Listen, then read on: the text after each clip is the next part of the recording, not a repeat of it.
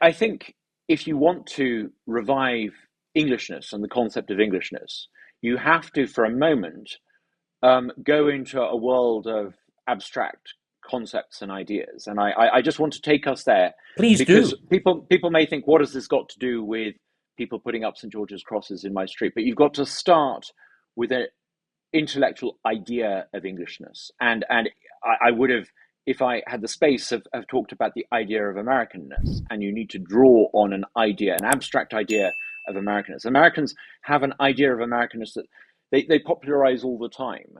And we don't seem to do that in England.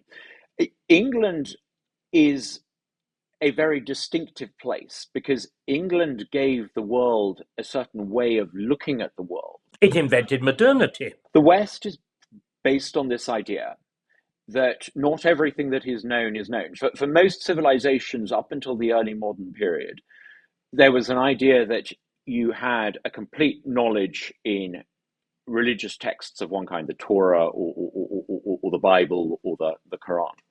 The Enlightenment comes along and it creates this idea, and it is particularly pertinent to England, that not everything that is known, and that your people who come after you can know more than you do, and that you know this through a process that ultimately gave birth to the scientific process, through trial and error, through superior knowledge displacing older knowledge.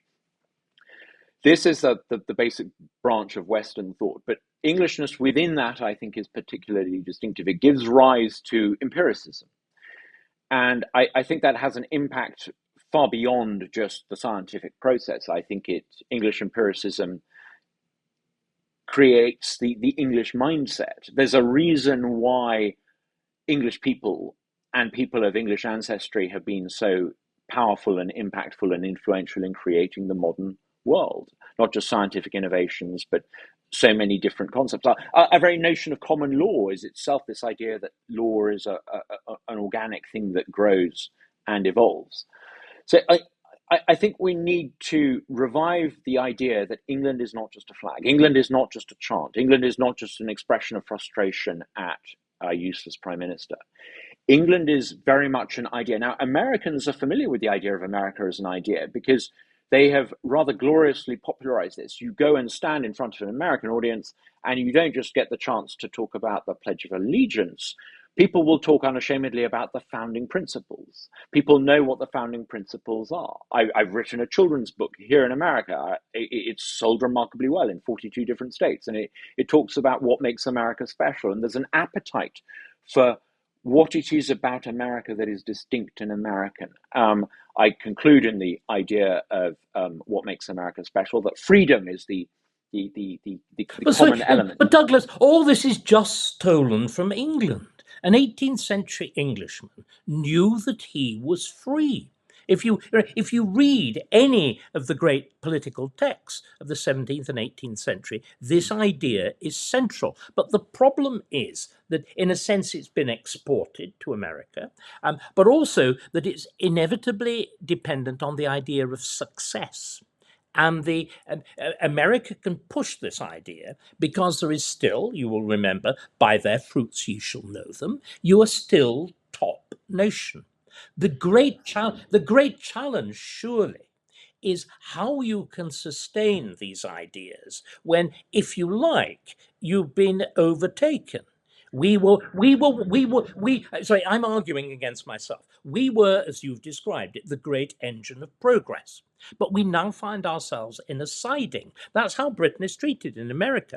And if you like, the great express train, though Americans no longer have them and can't build them anymore, America was built on the railroad network. The great express train has overtaken us, leaving us to one side. And it is this, isn't it, this profound problem that if you don't have all the things we used to laugh at, if you don't have the kilt, if you don't have the bagpipes, if you don't have, that goddamn awful poet that you can't escape from on New Year, there's nothing.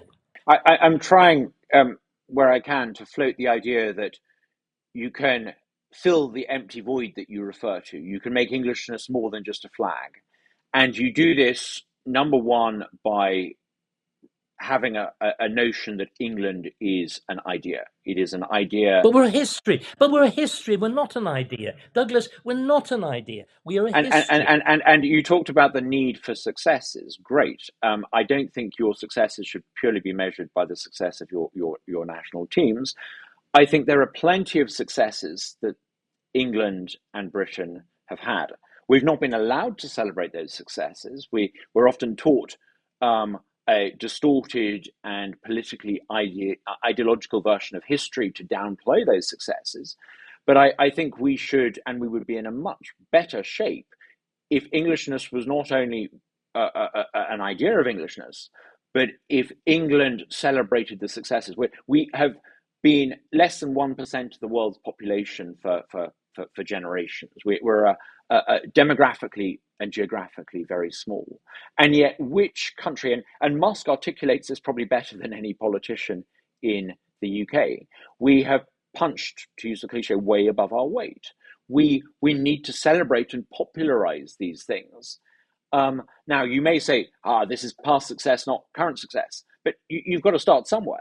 If you want to fill the void, you have to robustly return to this idea that we are a moral force for good in the world. We led the fight to get rid of the slave trade. We abolished slavery in this country far earlier than in most other societies. We have had in England a degree of social mobility, and we pioneered the Industrial Revolution. We need to celebrate these things. Now, these are not contemporary successes, but I think we also need to celebrate some of our contemporary successes. We have, if you look at a list of the best universities in the world, most of them are Anglosphere, and I think 4 of the top 10 or 3 of the top 10 are English.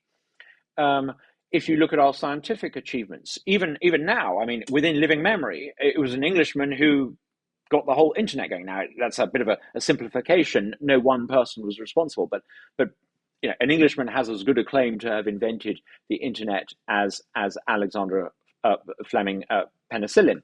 So I think we need to celebrate these successes, but we must work out, you and I, people like us who earn our living by our thoughts, must give shape to this idea of England as an idea. That we are unique because of our empiricism. We are unique because we are an embodiment of this idea of Enlightenment rationalism. We haven't embraced the dangerous rationalisms of continental Europe, where the Enlightenment ended up in a series of hideous isms.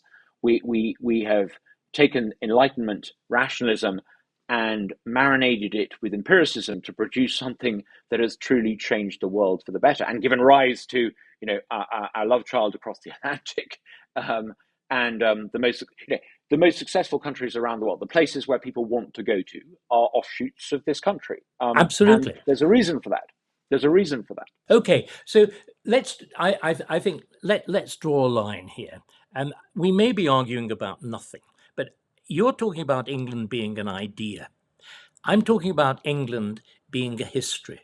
But it's a very peculiar view of history. Normally, we think history and everything you were talking about was in the past. But the foundation idea, and I will give you that word, the foundation idea of England is our first poet, is Geoffrey Chaucer, when he talks about the importance of time past, time present, time future, that extraordinary Burkean idea. And he uses it in one of his best and greatest poems. And it's like this. We can even pay a little nod to King Charles and his belief in nature.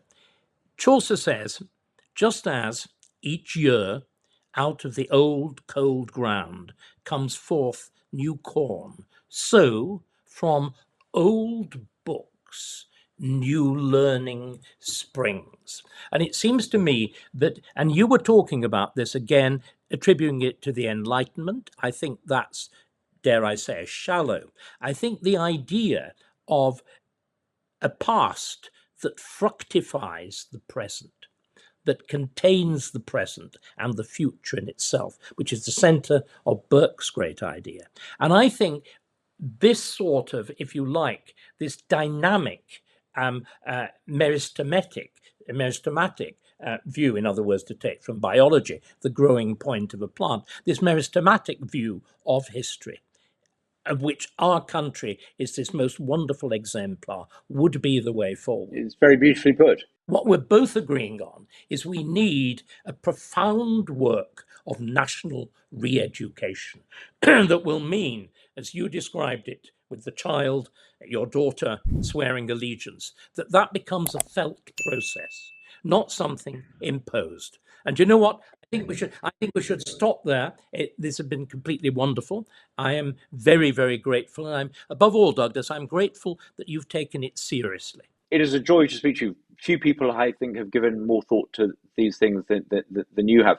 I mean, I think there does need to be a restoration, but I don't think the restoration will put us back to where we were. We will be back, but somewhere different. And I think that's necessary. I think England will be restored. It will be revived, but I don't think it will be a return to the 1950s. I hope not.